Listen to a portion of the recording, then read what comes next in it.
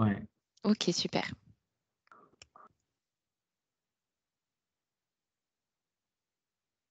c'est bon pour moi. Très bien. Eh bien, bonjour à toutes et à tous. Bienvenue à notre conférence sur l'effet Matilda. Alors, cette conférence, elle a pour but de vous expliquer en quoi l'effet Matilda consiste, puis de vous partager du contenu qu'on a pu récolter sur ces mécanismes et également quelques pistes qui pourraient aider à les déjouer. Alors, il ne s'agit pas du tout d'un guide à proprement parler. Notre volonté, c'est plutôt d'être dans le simple partage d'informations qu'on a pu grappiller ici et là et qu'on vous présente en condensé au travers de différentes rubriques. L'idée, c'est surtout d'ouvrir votre esprit à cette thématique. Du coup, je suis ravie d'animer cette conférence aujourd'hui avec Iris Moulin. Et avant de parler du thème du jour, on vous propose de vous expliquer en quelques mots ce qu'est Accenture. Alors Iris, je te laisse la main si c'est bon pour toi. Merci, Émilie. Alors, Accenture est une entreprise mondiale dans plusieurs pays. Nous sommes dans les matières de la stratégie, du conseil, du numérique, des technologies, des opérations. On a plus de 505 000 employés dans 120 pays, avec plus de 7700 employés en France. On est présent sur 5 bureaux en France: Paris, Nantes, Lyon, Toulouse, Sophia Antipolis. On travaille avec plus de 4000 clients qui sont 96 des plus grandes entreprises au monde. Alors maintenant, on va parler de l'effet Matilda. Avant de rentrer dans le vif du sujet, cette présentation a vraiment pour but d'être interactive, donc n'hésitez pas à poser des questions, soit par le chat ou à directement prendre la parole. L'idée vraiment, c'est d'échanger avec et entre vous. Alors commençons avec l'effet Matilda. Alors, est-ce que l'effet Matilda, est-ce que ça vous parle? Alors, n'hésitez pas à parler dans le chat si vous y avez accès.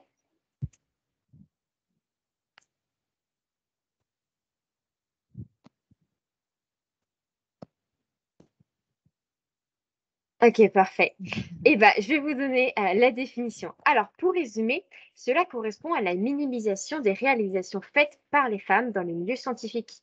C'est un terme défini dans les années 1993 par Margaret Rossiter, qui est une historienne des sciences, et qui s'est inspirée de la féministe, abolitionniste et auteure américaine Matilda Joslyn Gage.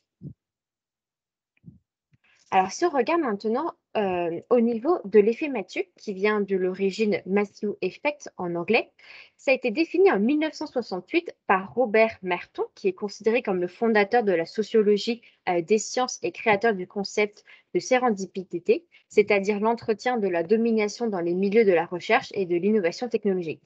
Alors, comment se traduit cet effet Mathieu?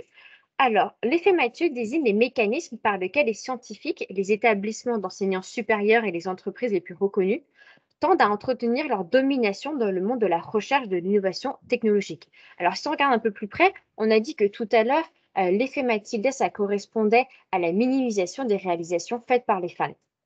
Donc, concrètement, comment se traduit cet effet Matilda? Alors, on a voulu faire le test en cherchant qui était réellement à l'origine de découvertes scientifiques et nous sommes tombés sur le premier cas, la découverte de l'ADN. Est-ce que vous avez le nom de la personne qui a découvert l'ADN, pardon. Alors, n'hésitez pas à utiliser le chat. Non, je vois. Alors, il s'agit de Rosalind Franklin. La raison pour laquelle on vous parle de cette découverte, c'est parce que c'est l'une des figures emblématiques de l'effet Matilda. Cette très grande contribution à la découverte de l'ADN a été silenciée et c'est par conséquent son prix Nobel grandement mérité qui lui a été raflé. C'est une scientifique qui a débuté avec une thèse sur la porosité du charbon, qui a notamment servi à la production de carburant et de masques à gaz, qui a joué réellement un rôle important dans le contexte de la guerre. Et par la suite, elle a commencé à étudier l'ADN. C'est la personne qui a découvert, comme on sait, la structure à double hélice de l'ADN. Mais elle a dû laisser en fait l'intégralité de ses recherches à l'école. Plus tard, en 1962, ce sont 3 de ses collègues qui obtiennent le prix Nobel pour la découverte de l'ADN, mais après son décès et sans que son nom soit cité. Et c'est une des raisons de son invisibilité, c'est parce que le prix Nobel ne pouvait pas être attribué à titre posthume. Pour rappel, elle est décédée en 1958 et le prix Nobel a été déclaré en 1962. Donc là, on a pu voir un premier exemple sur la découverte de l'ADN avec Rosalind Franklin. Maintenant, si je vous parle de 57 sur 873, à quoi cela peut-il correspondre? Avez-vous une petite idée? Eh oui, c'est bien curieux. Alors, pas de réponse. Alors, je vais au niveau du chat. Et non. Alors, c'est le nombre de femmes lauréates du prix Nobel tout confondu. Et lorsqu'il la récompense, elle est souvent partagée. Seulement 0,5% sont des femmes récompensées à titre individuel. Donc, si on regarde sur le schéma, la proportion de femmes ayant reçu un prix Nobel en 1901, ça correspond à 6,5% de femmes, donc c'est-à-dire 93,5% au niveau des hommes. Et en individuel, on a seulement 0,5% attribué individuellement aux femmes. Alors maintenant, une autre petite question. À quand remonte le dernier prix Nobel décerné à une femme? Alors, un petit indice, un duo de femmes.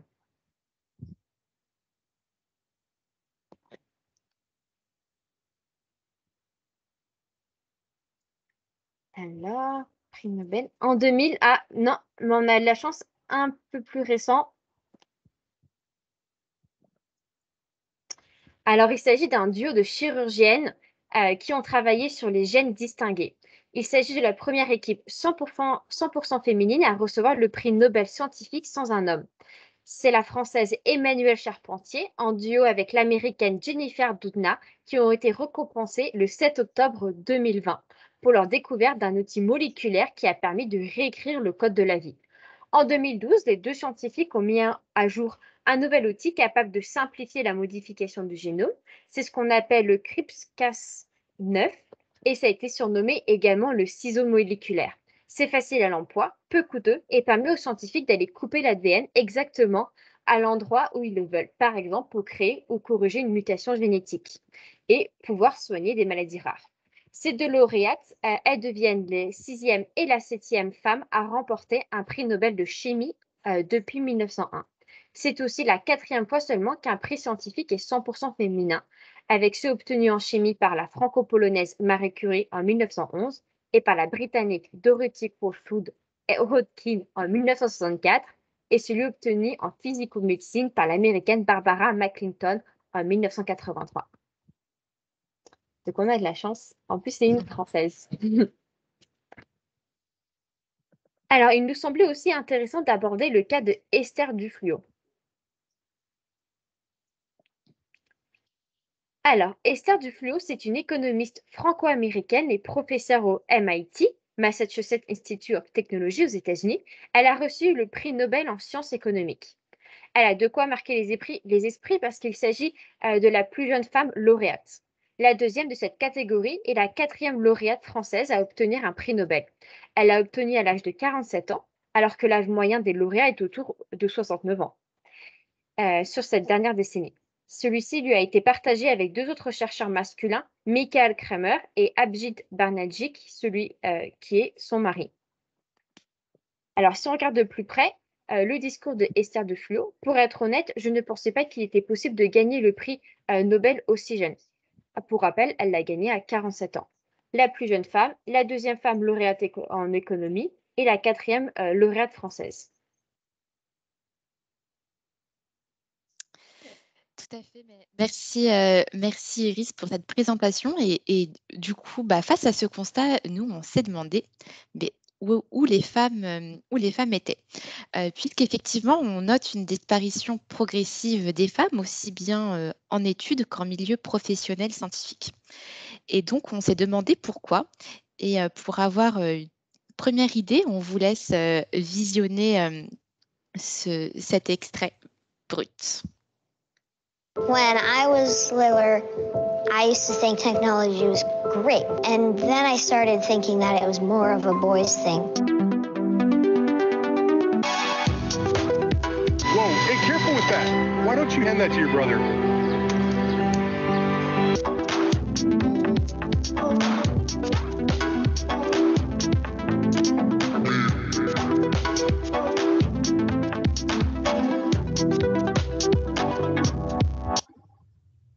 I'm cognizant of the fact that there aren't as many female scientists as there are male scientists.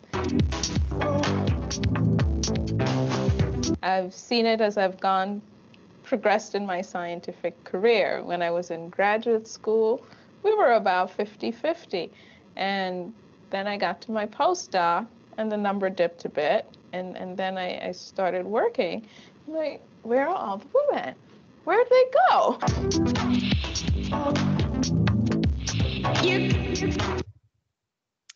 Alors justement, après le visionnage de cette vidéo, on s'est demandé comment se faisait-il que ce phénomène soit si ancré. Et du coup, c'est justement ce qu'on va voir à travers le syndrome de l'imposteur ou encore la machine à complexe. En fait, il y a une étude qui a été menée par une chercheuse en psychologie qui a montré qu'à l'âge de 6-7 ans, il y a un basculement qui s'opère, notamment auprès des jeunes filles sur la perception qu'elles ont de leur propre intelligence. Alors, cela arrive essentiellement à l'âge de 6 ans, tout simplement parce que c'est l'âge où on prend réellement conscience de notre environnement, ainsi que du fait qu'on renvoie une image que les autres peuvent percevoir. Alors, ce complexe d'intelligence, il se met en place très jeune et il influence les petites filles sur les ambitions qu'elles se donnent, alors même qu'elles pouvaient être originellement similaires et parfois même, pourquoi pas, supérieures aux garçons. Et ce phénomène, il commence à l'école et il continue de toucher les individus tout au long de leur vie.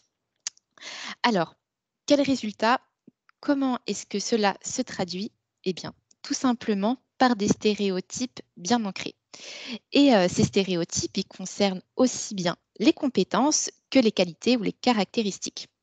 En fait, on intériorise des stigmates et des attendus sociaux, parfois d'ailleurs en se cachant derrière des métiers qu'on qualifierait de plutôt féminins. Et cela se reflète aussi dans notre champ lexical. Effectivement, il n'est pas forcément admis chez une femme qu'elle soit bosseuse. On va plutôt dire d'elle qu'elle est scolaire, qu'elle soit ambitieuse, on va plutôt dire qu'elle est froide. Et à l'inverse, des termes comme le charisme ou encore l'autorité sont, eux, plutôt réservés aux hommes. Alors, dans l'histoire de la langue française, il faut savoir qu'il y a eu au XVIIe siècle une masculinisation de la langue. En fait, il y a eu la suppression de certains termes comme poétesse, philosophesse, médecine, autrice, peintresse. Alors, il y a tout un débat aujourd'hui sur l'écriture inclusive qui fait que les choses vont changer ou pas. Mais en attendant, l'Académie française, elle est en train de quand même revoir certaines choses, puisqu'en 2019, elle a rendu officielle la féminisation de certains noms de métiers, de fonctions, de titres et même de grades. Et on a vu ainsi apparaître les termes de première ministre, chef-feu, auteur ou encore chercheuse. Et donc, si on fait le bilan, ces stéréotypes ils se reflètent dans les choix de carrière et dans la confiance en soi qui nous amène finalement à nous auto-invisibiliser. Et donc, cela nous amène à parler du syndrome de l'imposteur. Est-ce que ce syndrome vous parle? Est-ce que vous connaissez le syndrome de l'imposteur? N'hésitez pas à faire vos retours dans le chat ou même à prendre la parole si vous le souhaitez.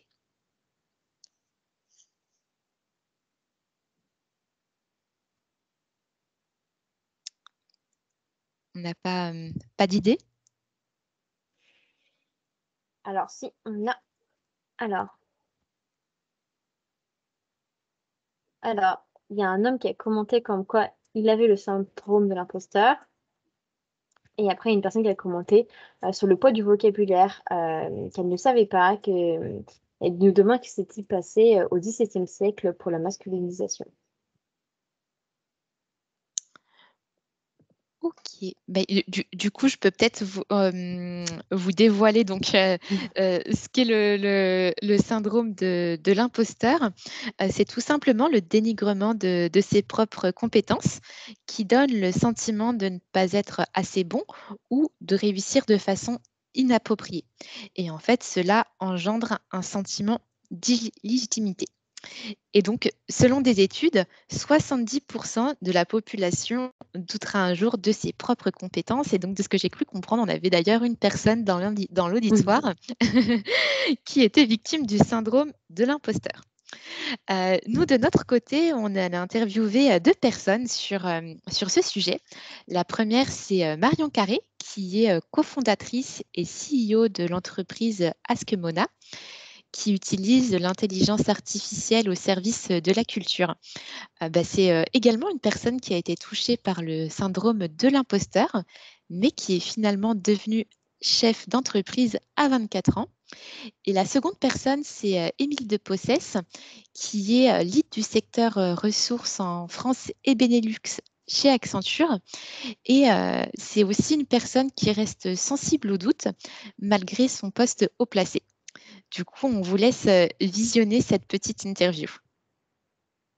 En tant que femme, on va quand même des fois plus avoir tendance à se censurer sur un certain nombre de choses. On a envie de se cacher derrière soi-même pour pas faire les choses ou parce qu'on n'ose pas. Ça arrive beaucoup au début, mais après, ça peut revenir un peu par phase. Ça m'est arrivé de parler avec plein d'autres personnes qui avaient des projets ou qui voulaient lancer des projets, ça je le vois pas mal, qui me disent mais je peux pas le faire tout de suite parce que j'ai pas encore assez, surtout des femmes, j'ai pas encore assez d'expérience, il me faut 10 ans de boîte, il me faut ci, il me faut ça et pas maintenant. Et donc en fait, s'empêcher de faire les choses pour des raisons un peu obscures, c'est important de voir, de pouvoir s'inspirer de personnes qui font des choses pour avoir envie de le faire à son tour.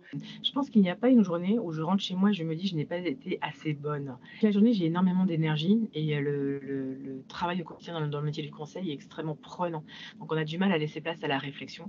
Et c'est plutôt en fin de journée, quand on prend du recul et qu'on regarde ce qui s'est passé, où j'ai plutôt des phases d'introspection et je me demande à chaque fois comment je pourrais éventuellement mieux faire, ou c'est aussi dans ces moments-là où on peut avoir des doutes.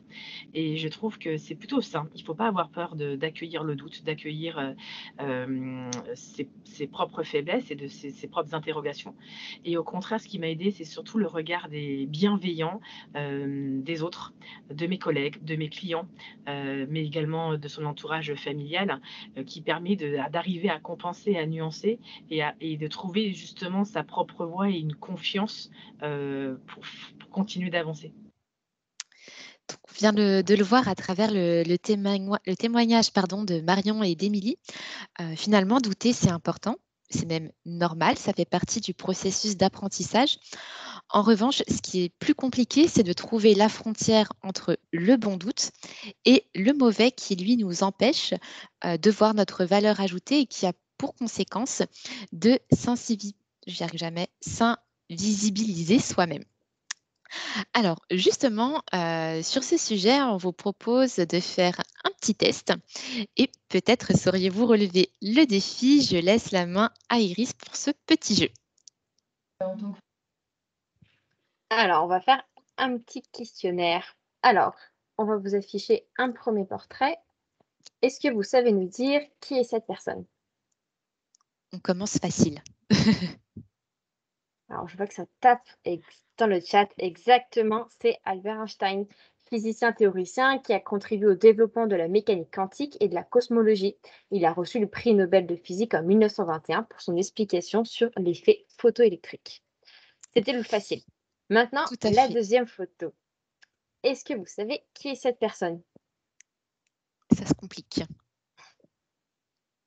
Est-ce qu'on a quelqu'un dans l'audience? Eh bien, je vais vous donner la réponse. Exactement. Je vois que quelqu'un a répondu sa femme. C'est exact, bravo. Il s'agit de Mileva Maric. C'est la femme d'Einstein et c'est souvent celle qu'on oublie. Elle est l'épouse d'Einstein, mère de 2 enfants. Elle est également physicienne et camarade de travail de son mari. Elle a vraiment joué un rôle important dans les travaux d'Albert et son rôle a été débattu suite à la publication en 1980 de lettres échangées entre le couple. Si on regarde ce petit extrait, Comme je serai heureux et fier quand nous aurons tous les deux ensemble mené notre travail sur le mouvement relatif à une conclusion victorieuse. La question que l'on se pose suite à la publication de ces lettres est la suivante. Sans Mileva, est-ce que Albert serait-il devenu Einstein? Il semblerait qu'Albert avait une nature dispersée et avait besoin d'elle pour le guider dans son travail. Il était rêveur et indécis, elle déterminée et assidue. Einstein aurait ainsi déclaré « J'ai besoin de ma femme, elle résout pour moi tous les problèmes mathématiques. Sans elle, je n'aurais ni commencé ni achevé mon œuvre.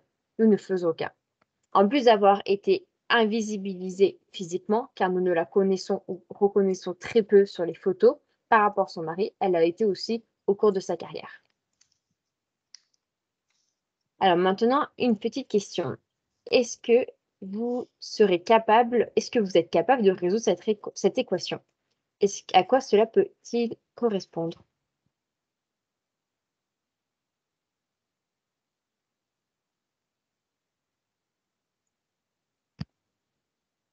Ouais. Eh bien, je vais vous aider. On a choisi cette équation car elle peut sembler impossible à résoudre. Enfin si, en faisant 2 fois plus d'efforts. 2 fois plus d'efforts fournis pour la femme pour arriver au même résultat qu'un homme. Donc on a pris le problème à l'envers. On s'est demandé pourquoi les femmes devaient faire 2 fois plus d'efforts. Parce que nous sommes jugés pour la simple raison d'être une femme et de ce qu'on pense que cela peut impliquer. Être jugé parce que nous sommes une femme. On va regarder ici un petit extrait d'une vidéo archive de l'Institut national de l'audiovisuel de Francis Bouygues en entretien d'embauche en 1965 avec une ingénieure femme qui s'appelle Gisèle Picot. Je vous laisse du coup regarder. Bien, madame, je dois vous dire que quand le service du personnel m'a proposé votre candidature, j'ai d'abord été très étonné parce que nous n'avons pas l'habitude d'avoir des ingénieurs candidates à un poste dans notre entreprise. Je crois d'ailleurs que c'est assez exceptionnel. Et puis, après cet étonnement, j'ai été hésitant parce que après un peu de réflexion, j'ai pensé qu'il y avait un certain nombre de problèmes nouveaux qui se posaient à nous, auxquels nous n'étions pas habitués. En fait, le service du personnel m'a convaincu de la qualité de votre candidature. Je crois d'abord qu'au préalable, il avait placé la barre un petit peu plus haut, parce que il y a, d'abord par notre inexpérience, il y a, je pense, des risques supplémentaires qui se posent devant une candidature féminine à un poste d'ingénieur. Ça n'est pas une tradition. Nous travaillons souvent avec des femmes, puisque nos secrétaires sont des femmes, nous avons des comptables qui sont des femmes, nous avons même quelques dessinateurs qui sont femmes, mais à ces postes d'ingénieurs, ces postes de responsabilité, nous n'en avons pas d'habitude. Ça pose des problèmes nouveaux, je pense que ça pose également quelques risques supplémentaires. Alors, si on regarde un peu plus près, il a dit des mots comme placer la barre plus haut, prendre des risques supplémentaires parce que c'était une femme. Mais de quoi parle-t-il? Quels sont vraiment les challenges qui sont rencontrés et qui pensent en fait finalement rencontrer en embauchant une femme ingénieure? Alors, au niveau de la pression des choix, on parle souvent de la maternité ou encore de la manière de s'habiller, de se comporter en tant que femme. Alors, au niveau de la maternité, selon vous, quelle est la part de femmes auxquelles on a demandé lors d'un entretien d'embauche si elles comptaient bientôt avoir des enfants? Est-ce que ça vous est déjà arrivé en tant que femme? Ou peut-être en tant qu'homme, est-ce que vous avez déjà posé cette question à vos candidates? Alors, j'ai un 50%. Et non, un peu moins, ouf quand même, à 42%. Ah, non, 42% des femmes entre 25 et 34 ans, pardon, ont déjà eu la question: est-ce que vous comptez bientôt avoir des enfants? Alors, est-ce qu'il y a des personnes à qui ça leur est déjà arrivé? Je regarde dans le chat. Non, pour l'instant, pas de témoignage. Donc, nous avons également échangé sur cette question avec Élie de Possès, qui entraîne souvent un sentiment de culpabilité du fait de devoir jongler entre 2 rôles, celui de la mère, mais aussi celui professionnel. Donc, Émile de Possès a été confronté très tôt dans sa carrière à la maternité et a eu 3 enfants rapidement les uns après les autres. Globalement, son point de vue, c'est Elle n'a pas eu besoin de vraiment de faire de choix entre sa carrière et les enfants. Il faut simplement accepter le fait qu'on a des priorités différentes en fonction des moments de sa vie. Et le principal, c'est souvent de trouver une balance qui correspond entre la vie professionnelle et la vie personnelle. Est-ce que vous avez eu déjà, est-ce que vous avez eu des enfants? Est-ce que vous avez déjà rencontré ce type de remarques? Je vois qu'il y a des personnes qui tapent. Je lirai tout à l'heure les réponses. Alors, une autre pression qu'on peut avoir, c'est aussi concernant les habits. Mais est-ce que les habits, ça peut vraiment avoir un impact sur le comportement? Alors, on a beau dire que l'habit ne fait pas le moine, la réalité, c'est, qu'on le veuille ou non, c'est un outil de langage qui dit quelque chose de nous. Donc, on peut être jugé finalement par notre apparence. Avez-vous déjà ressenti un jugement par rapport à votre tenue, à vos vêtements, et comment est-ce que cela s'est manifesté? Alors, je vois quelqu'un qui nous a commenté. Ah, exactement. Un homme qui commente, qui dit qu'il a 5 enfants et qu'il est parfois surpris quand les gens sont surpris qu'il emmène ses enfants et qu'il va les chercher à l'école. Et pourtant, comme il dit, il est un homme. Donc finalement, ça peut être aussi des deux côtés, les remarques sur les enfants. Ah, je vois qu'il y a d'autres personnes qui tapent dans le chat.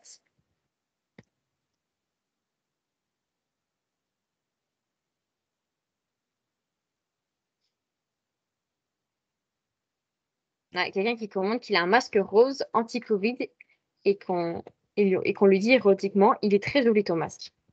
Je pense, en faisant une petite réflexion.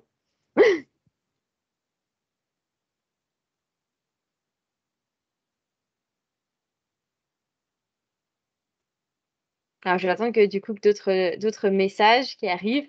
Alors, si on regarde un peu plus près concernant les habits, on a voulu illustrer ce point en vous partageant cette campagne publicitaire pour Terre des Femmes, pardon, qui est une organisation qui milite pour les droits des femmes et l'égalité des sexes. Peu importe ce qui est choisi, il est probable qu'il y aura toujours un jugement.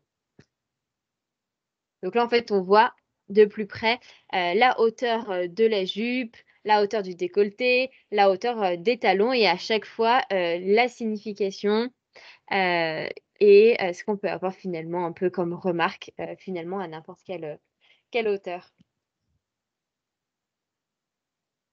Alors, si je regarde un peu plus près dans les commentaires. Pendant mes études scientifiques, nous étions 10% de filles en prépa, 5% en école d'ingénieur, mais j'avais un père prof de maths très moderne qui a laissé ma mère faire sa carrière et s'occuper des enfants. Ah bah, très bien. Donc, il y a des exemples et c'est très bien. Alors, si on regarde un peu plus près au niveau des habits, on se posait la question comment trouver le bon équilibre. Alors, on a mené une enquête et voici les quelques recommandations qui peuvent être acceptables. Repérer les codes de l'entreprise pour s'intégrer, imposer quelque chose de personnel sans être trop extrême pour se démarquer. Les femmes ont toujours le souci de savoir quelle image elles vont renvoyer, quelle sera la perception des autres, alors que les hommes se posent globalement très peu ces questions. Finalement, c'est le type de commentaires qu'on a reçu. Mais comment se fait-il que ce soit plus difficile pour les femmes? Alors, on va regarder un peu plus près l'illusion de l'égalité.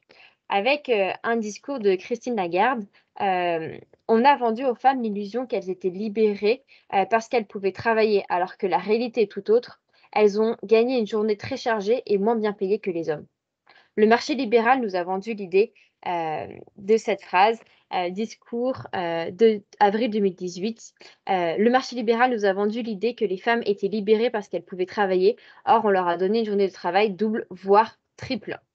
Discours que Christine Lagarde, directrice générale du Fonds monétaire international. Si on regarde un peu plus près, les Françaises gagnent en moyenne 15,4% de moins que les hommes. Et aussi, on en a entendu parler récemment sur le fait que les femmes gagnent moins et que finalement, en 2020, à partir du 4 novembre à 16h16 précise, eh ben, en fait, on commençait à travailler gratuitement, ce qui correspond finalement à la différence de salaire des 15,4. Ce qu'il faut quand même de se dire, le 4 novembre 2020, sur une année entière, on travaille gratuitement jusqu'au 31 décembre. Alors, est-ce qu'on a d'autres commentaires? Non, c'est bon. Alors, cette réalité est donc une réalité assez négative, alors que pourtant, il y a bien des bénéfices à embaucher des femmes. Dans l'étude Femmes d'affaires et femmes cadres, les arguments en faveur de changement menés par l'Organisation internationale du travail, il a été démontré que les 3/4 des entreprises qui mettent en place des mesures en faveur de la mixité voient leurs bénéfices finalement augmenter et que leurs entreprises où les femmes sont présentes dans les conseils d'administration sont mieux cotées en bourse. Également, plus de la moitié des changements stratégiques ou culturels dans les entreprises américaines ont été menés par des femmes. Globalement, les entreprises qui ont mis davantage de mixité dans leur efficacité et dans leurs effectifs observent des effets positifs tels que l'augmentation de la rentabilité et de la productivité, une meilleure capacité à attirer et conserver les talents, ou encore un développement de la créativité, d'innovation et d'ouverture d'esprit.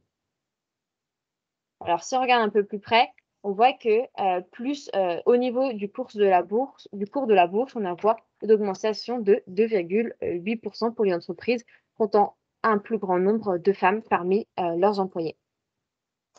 Donc, du coup, on s'est posé la question, la femme a donc une place légitime à prendre pour y arriver. Il faut surtout redoubler d'efforts, mais comment pouvons-nous sortir de l'ombre? Effectivement, Iris, pour les femmes, il ne faut pas se laisser faire, mais plutôt se montrer et ne pas céder aux pressions sociales qui ont pour conséquence des blocages psychologiques comme la peur de l'imperfection. Alors, sur ce sujet, on est également allé interroger Émilie de Possès et Marion Carré et on vous laisse découvrir ce qu'elles nous ont répondu. Quand j'étais plus jeune, je faisais la bonne élève. Donc, je m'appliquais énormément dans mon travail, je voulais être consciencieuse et j'écoutais énormément les feedbacks pour savoir comment évoluer au mieux. Et je me suis rendu compte qu'au cours de ma carrière, j'avais des feedbacks qui pouvaient parfois être divergents. J'étais pas assez ou j'étais trop. Et j'ai enfin compris, je pense, et ça m'a mis peut-être 10 ans, d'arriver à rester moi-même, à accepter mes imperfections. Il y a toujours cette petite voix au fond de moi qui me dit mais si, continue, tu vas y arriver, et donc qui est assez rassurant. Donc c'est toujours en fait une sorte de balance entre une certaine fragilité et de l'autre côté une confiance et une bienveillance que l'on peut avoir en soi ou également par le regard de ses collègues. Accepter d'être la meilleure version de soi-même est le meilleur moyen d'être bien dans ses baskets, d'évoluer sereinement, d'être aligné avec ses valeurs et de rester authentique. Alors, comme vous avez pu l'entendre à travers ce témoignage, il est important de croire en soi, en ses compétences, mais également et surtout ne pas abandonner en cas de doute et essayer de se référer à des figures qui ont réussi ou pourquoi pas même en parler autour de soi, rencontrer des gens qui ont eu la même expérience ou encore qui peuvent nous compléter. En fait, il s'agit surtout de trouver un soutien bienveillant et apprendre des autres et de ses propres erreurs. Alors n'hésitez pas non plus à partager dans le chat, pardon, si vous aussi vous avez des astuces pour dépasser cette peur de l'imperfection. Et donc nous, on s'est demandé comment faire justement pour dépasser ces moments qu'on peut qualifier d'échecs. On a à nouveau enquêté et on a découvert une histoire qu'on a trouvée assez surprenante. C'est celle de Marthe Gauthier. Alors, Marthe Gauthier, c'était une étudiante qui a atterri dans le service du professeur Turpin. Elle a découvert, grâce à la mise en pratique de la culture cellulaire, l'origine de la trisomie 21. Et pour obtenir la preuve de cette découverte, elle a dû envoyer des échantillons dans un laboratoire externe. Et donc, pour la suite de l'histoire, on vous propose d'écouter son témoignage.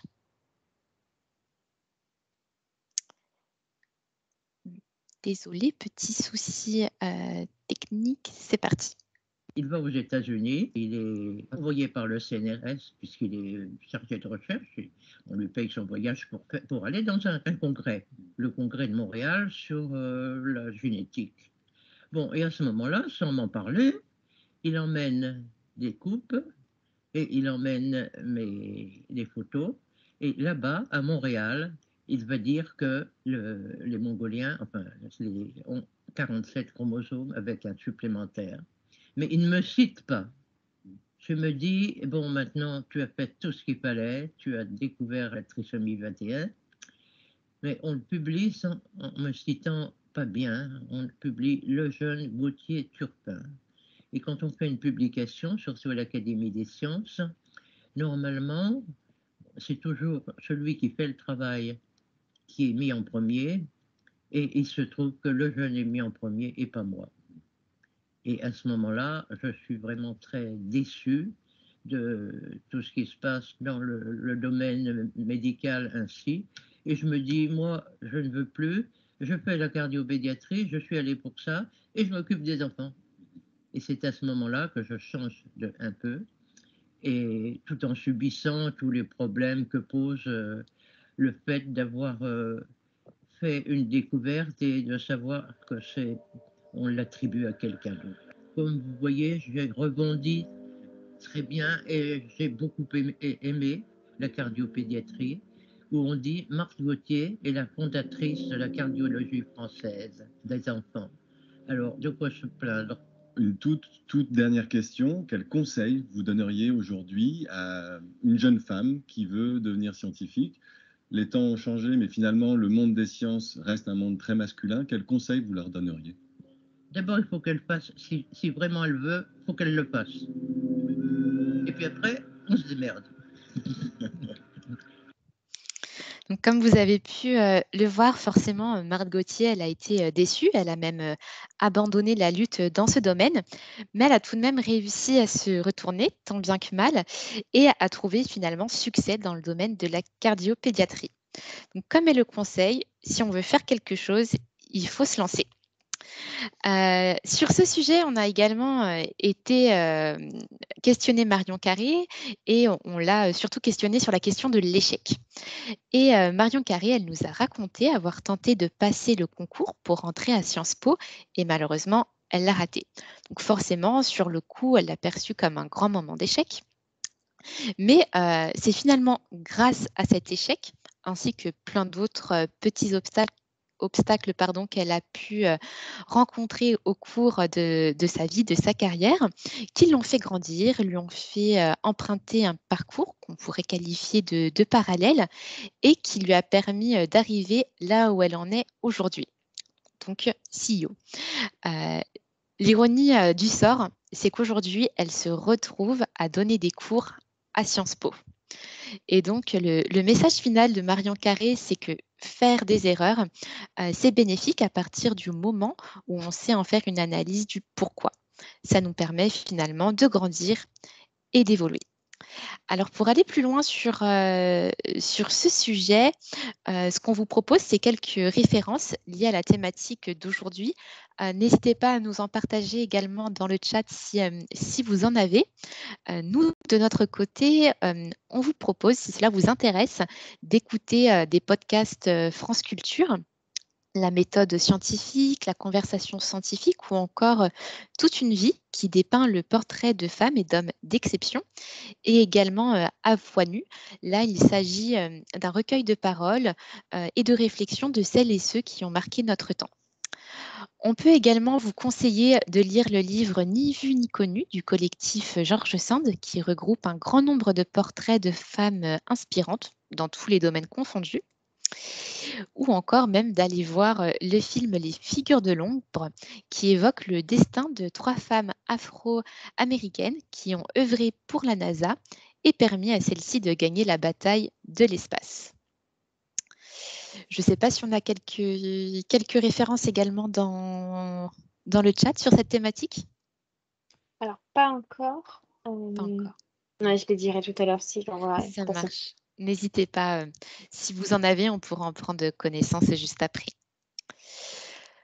Donc, nous, on s'est dit que finalement, ce qu'il fallait, c'était explorer le champ des possibles et bousculer les codes. C'est d'ailleurs bien ce que souligne cette citation de Marc Lévy. Je cite « Rien n'est impossible, seules les limites de nos esprits définissent certaines choses comme inconcevables ». Et Le profil d'Aurélie Jean le souligne bien. Aurélie Jean, c'est une scientifique numéricienne et entrepreneur française spécialisée dans les algorithmes et la modélisation numérique. D'ailleurs, le magazine Forbes l'a classée parmi les 40 Françaises les plus influentes de l'année 2019. Et donc, Aurélie Jean, elle se met vraiment aucune barrière. Elle a cumulé les diplômes et les écoles. Elle a eu un doctorat en sciences des matériaux et mécanique numérique. Elle a également fait le MIT. Elle a également eu différents postes. Elle a été développeuse, également CTO, CEO et cofondatrice. Mais elle a intervenu également dans différentes industries, que ce soit la médecine ou encore le numérique. Et il est important également de préciser qu'elle est la marraine de la première promotion de l'école d'intelligence artificielle de Microsoft. Et donc, Aurélie Jean, elle n'hésite vraiment pas à bousculer les codes. Et voici quelques-unes des leçons qu'elle nous propose de retenir sur son expérience. La première, c'est de ne pas programmer son futur, mais plutôt de vraiment s'ouvrir aux opportunités qui peuvent se présenter ou qu'on peut même provoquer. Également, d'échanger le plus possible avec des personnes qui ne sont pas de son milieu. C'est le meilleur moyen de s'ouvrir aux autres. Également, s'entourer d'hommes, même dans la lutte pour l'égalité. Elle affirme d'ailleurs que les hommes ont été ses plus grands avocats, ses meilleurs conseils, et donc elle souligne que ce serait une faute de les écarter de cette bataille. Un rôle modèle, c'est autant un homme qu'une femme. Elle incite également à lancer certaines initiatives, que ce soit aussi bien dans un milieu académique que dans un milieu un peu plus professionnel. Et bien sûr, son dernier conseil, c'est de jouer à fond sur le réseau. En fait, le fait d'oser et de croire en ses capacités, ça lui a permis de s'émanciper de certains stéréotypes qu'on a pu voir juste avant et de déjouer les mécanismes. Alors cet exemple, à travers cet exemple d'Aurélie Jean, on peut se demander si finalement le culot est une valeur féminine. C'est en tout cas ce qu'affirme Pénélope Bagieux, qui est illustratrice lors d'une interview réalisée auprès de France Culture. Pénélope Bagieux, elle est l'auteure de la BD Culottée, qui met en lumière le parcours de femmes combattantes et hors normes qui ont bravé la pression sociale de leur époque et inventé leur destin. En fait, elle dépeint au travers d'histoires courtes des histoires de femmes qui se sont assumées ou qui ont même dû faire preuve de culot pour atteindre leur objectif. Pénélope Bagieux, elle considère d'ailleurs qu'elle a elle-même aujourd'hui dû faire preuve de courage pour publier ce type d'ouvrage. Et donc finalement, avoir du culot, c'est aussi persévérer et rester authentique. Et on voulait vous donner également l'exemple d'Eddie Lamar, qui est représentée dans l'une des BD et le dessin animé. Et son exemple démontre bien cette valeur, puisqu'elle arrive à combiner son métier d'image, puisqu'elle est actrice de cinéma, avec son ambition d'être inventrice. En fait, Eddie Lamar, elle a marqué l'histoire scientifique des télécommunications en inventant l'ancêtre de la Wi-Fi. Donc, si vous souhaitez en savoir plus sur son histoire ou même découvrir d'autres portraits de femmes dans le milieu scientifique, mais pas que, vous pouvez aller lire la BD ou regarder cette série en replay sur le site de France Culture. Chaque épisode dure en moyenne 3 minutes. Et donc, si on fait le bilan de tout ce qu'on vient de voir jusqu'à maintenant, vous l'aurez sûrement remarqué. En tout cas, nous, ça a fortement attiré notre attention. La femme, elle doit vraiment faire preuve d'une grande résilience pour trouver sa place. Elle doit constamment faire ses preuves, mais elle n'a pas toujours besoin de se battre seule. Elle peut trouver du soutien auprès des autres. C'est ce qu'on a choisi de nommer le pouvoir du collectif. Et donc, qu'est-ce que ce collectif peut apporter et de quelle manière? Alors, Aurélie Jean l'affirmait, mais elle n'est pas la seule. On ne peut pas envisager ce qu'on ne voit pas, Sous-entendu, nous avons besoin de rôle modèle, de trouver son gourou. Pourquoi? Eh bien, tout simplement pour inspirer, guider ou encore démontrer tout simplement que les femmes peuvent réussir à faire de grandes choses. Alors du coup, voici quelques portraits de femmes qu'on avait envie de mettre en avant. Alors évidemment, il ne s'agit que d'une petite sélection. Si vous avez la curiosité de chercher, vous en trouverez forcément plein d'autres et vous en avez même peut-être déjà en tête. Donc, la première personne qu'on a choisi de vous présenter, c'est Sophie Caranco. C'est une chercheuse au Centre national de la recherche scientifique dans le secteur de la nanochimie, les sciences de matériaux et en nanosciences. On a également souhaité vous présenter Delphine Rémy-Boutan, qui elle est fondatrice et dirigeante de The Bureau. C'est un bureau spécialisé dans le conseil en stratégie digitale basé à Paris. C'est également la cofondatrice de l'événement annuel La Journée de la femme digitale ou Digital Women's Day en anglais, qui vise à promouvoir les femmes dans le numérique aussi bien en Europe qu'en Afrique.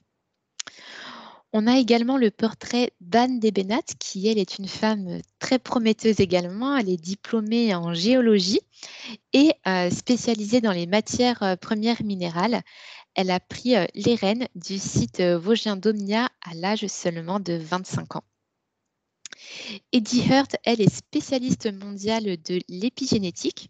Elle a pris en janvier 2019 la direction du prestigieux European Molecular Biology Laboratory à Heidelberg. On a également le portrait d'Elisabeth Delval, qui est ingénieure en génie mécanique de formation et également directrice du programme de véhicules électriques Zoé de Renault. Et enfin, on termine avec le portrait de Marinella Radioliu, qui est dirigeante de Microwave Technology Consulting, qui est une référence mondiale sur la technologie micro-ondes. Alors, je ne sais pas si dans le chat, on a également quelques exemples de rôles modèles qui peuvent être aussi bien féminins que masculins d'ailleurs. Alors, je regarde. Pas tout de suite. Pas tout de suite. Bah, très bien. Bah, n'hésitez pas si vous en avez. On est preneuse aussi de vos gourous. Alors, un autre point qui nous semblait important à mentionner, c'était l'importance d'un soutien mutuel. En début de conférence, on vous a présenté Marion Carré qui a lancé l'entreprise Askmona. On lui a demandé où est-ce qu'elle trouvait son soutien. Elle nous a répondu à travers son équipe, mais surtout auprès de son associé. Et donc, bien sûr, on est allé interviewer son associé, Valentin, pour comprendre comment est-ce qu'ils arrivent à trouver un équilibre au quotidien dans leur duo et se soutenir mutuellement. On vous laisse découvrir son interview. Une association, de toute façon, c'est un partenariat sur le long terme et il faut pouvoir se projeter dans les moments qui sont difficiles ou les moments qui sont faciles. Quand on s'associe avec quelqu'un, on s'associe avec des gens qui sont différents de soi-même et donc il faut pouvoir se projeter et pouvoir comprendre en tout cas ses problématiques et pouvoir se mettre à la place de l'autre personne.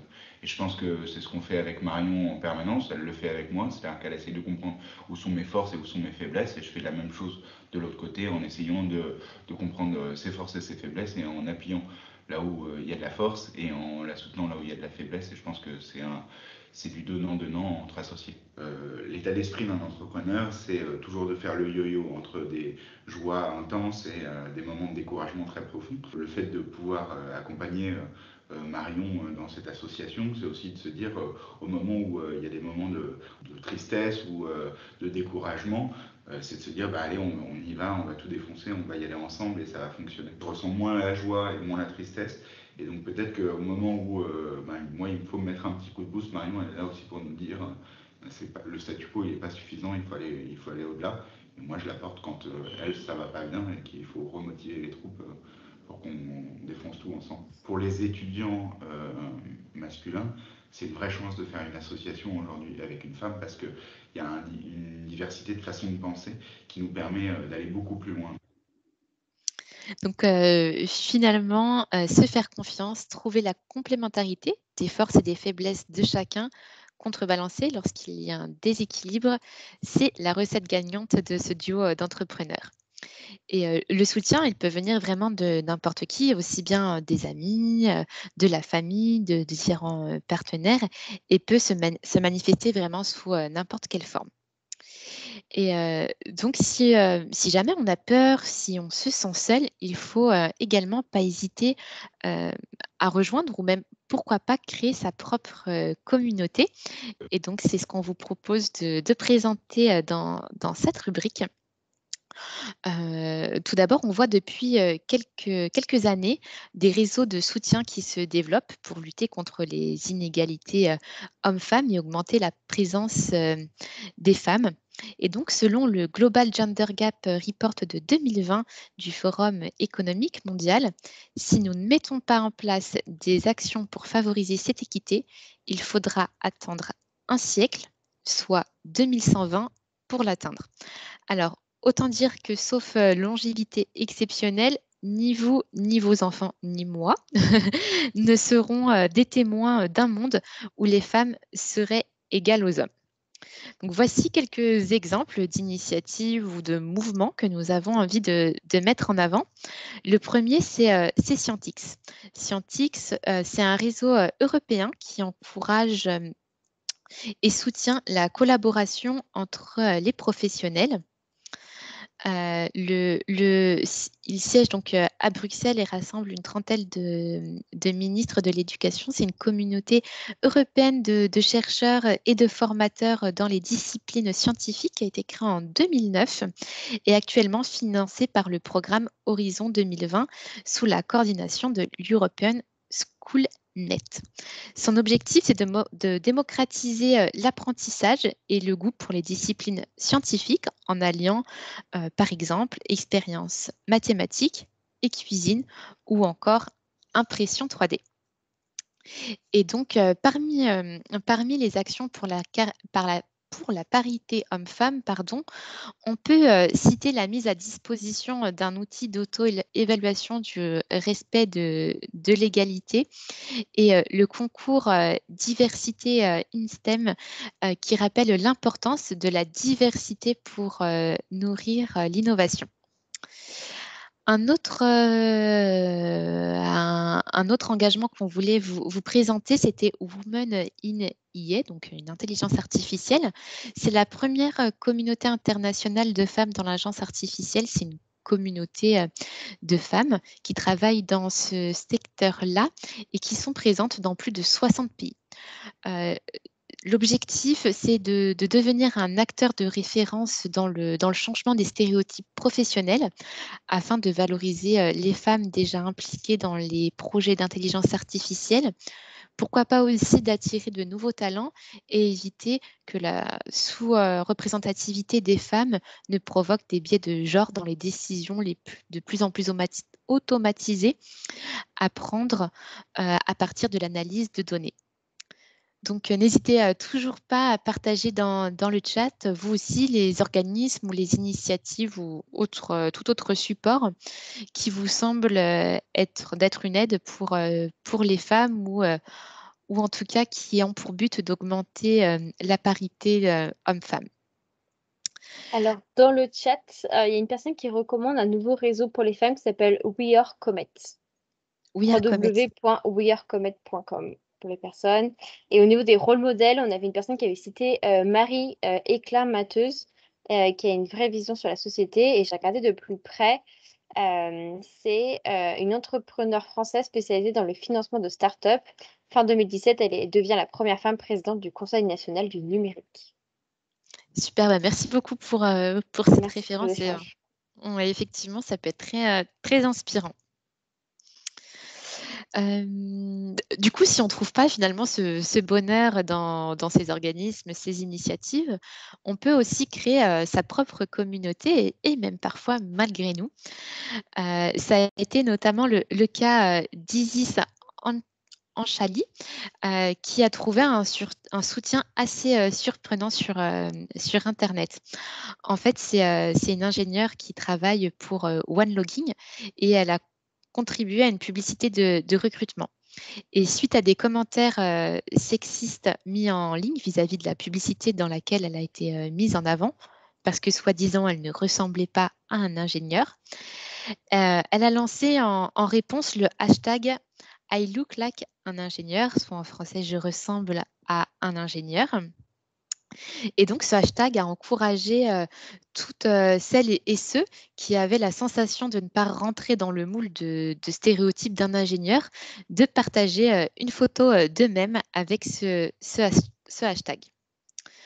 On a également voulu vous parler de Tectonia. C'est une entreprise qui offre des formations tech comme la programmation à des femmes sous-représentées et souvent ayant peu de moyens financiers à utiliser ces images et l'engouement autour de ce hashtag pour créer des affiches positionnées dans San Francisco pour montrer le grand nombre finalement d'ingénieurs qui restent sous-représentés.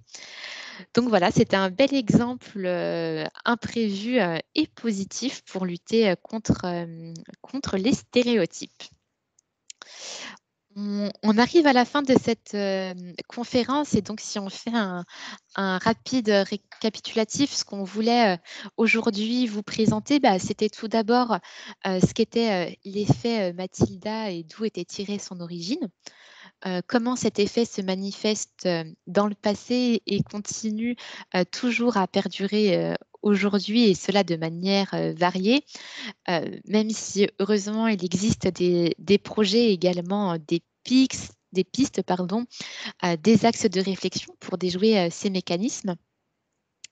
Et donc, maintenant qu'on a vu tous ces retours d'expérience et ces remarques, on vous propose aussi de partager dans le chat ce qui a pu vous frapper, vous choquer dans cette conférence ou tout simplement ce que vous Désolée, il va falloir que je boive un petit coup. Ce que vous en retenez. Et puis, bien sûr, si cela peut vous apporter des idées d'action à mener à n'importe quel échec, n'hésitez pas à nous partager tout ça dans le chat ou même à prendre la parole. Si vous avez des remarques ou des questions, on est là pour y répondre.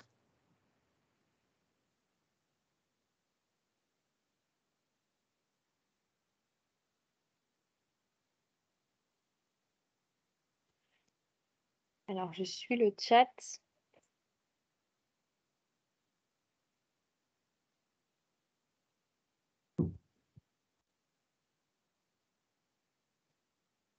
Alors, on a un merci pour la conférence. Merci à vous d'y avoir assisté et d'avoir répondu via le chat. C'était très intéressant de pouvoir échanger ensemble.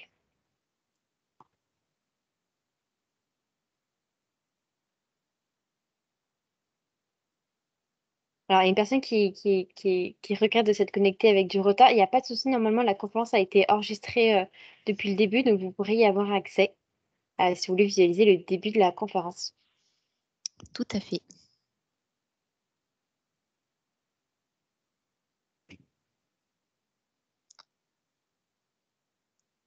Voilà, d'autres personnes qui tapent.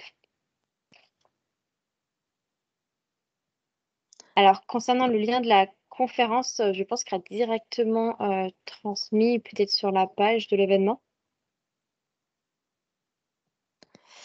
Effectivement, je ne sais pas si Frédéric est toujours connecté, mais c'est l'organisation qui va pouvoir vous communiquer les liens suite à l'événement. Alors après, on a une question concernant l'éducation des petites filles. Dans la première petite vidéo, 60% des petites filles aux US ont une culture scientifique. Quelle est la différence avec la France et quelles actions pour les 6-7 ans? Alors, on n'a pas forcément l'info pour la France, mais en tout cas, ce qu'on a remarqué d'après nos recherches, c'est que à cet âge-là, en fait, il y a vraiment une prise de conscience de la perception que les jeunes filles renvoient. Et du coup, c'est à ce moment-là qu'il y a un réel jugement qui peut s'opérer de façon consciente ou non, hein, auprès des jeunes filles en choisissant de s'orienter peut-être vers des domaines qui sont dits plus féminins. Par exemple, il est plus rare à cet âge-là d'avoir des jeunes filles qui vont jouer au foot que de faire de la danse ou pourquoi pas du poney. Mais tous les stéréotypes en fait commencent réellement à s'ancrer sur cet âge-là. Il y a une Donc, bonne effectivement. remarque qui nous dit que ça vaudrait vraiment le coup de diffuser ce type de vidéos dans les écoles pour éveiller la conscience dès le plus jeune âge. Exactement. Oui, tout à fait. C'est vrai que c'est dès le plus jeune âge que tout se joue, hein, même sur l'orientation, sur ce qu'on souhaite faire plus tard. C'est vraiment à ce moment-là que tout se joue.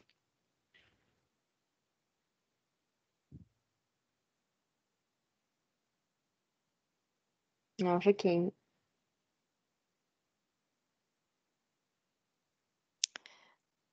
Alors, il y a un témoignage d'une personne qui dit que certains de ses professeurs masculins ont tenté de la détourner d'une voie scientifique. Et heureusement que sa professeure de maths l'a rattrapée avant de changer de voie. Tout à fait. Merci Heureusement. pour ce témoignage. Heureusement, oui. Oui, c'est vrai que souvent les filières scientifiques sont